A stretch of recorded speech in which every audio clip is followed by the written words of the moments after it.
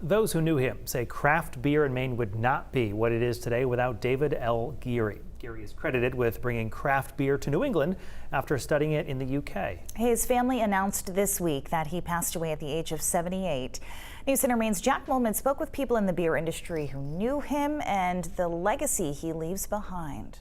I kind of knew there was something special about him in the brewery. When it comes to the beer scene in Maine, Alan LaPointe and his wife are filling possibly the biggest shoes. But when I met him, you could tell there was just something different about David and his passion for craft beer.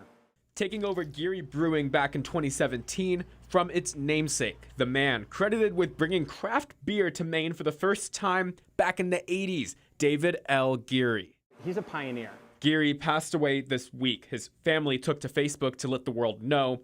He worked most of his adult life to transform the way that we drink and view beer on the East Coast. They built it out of really the love of the brand, right? He spent time in England and learned the tricks of the trade. Geary then formed the company in 1983, but it took another 3 years before he poured his first pint at $3 Dewey's in Portland. A perfectionist, his colleagues say, hardworking and stubborn. And so for him, competition was natural.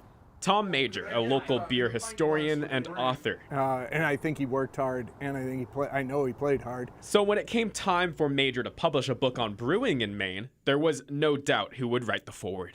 Started with David because he started beer in Maine. And while David was competitive and determined, he didn't do it alone, working along with his wife Karen and also recruiting someone he met during his short stint in the UK, master brewer Alan Pugsley, who, by the way, not only helped Geary open his brewery in the 80s, but is still opening new ones in 2023. It takes me right back to basically June of 1986 when I first came over to help build and design the D.L. Geary Brewing Company.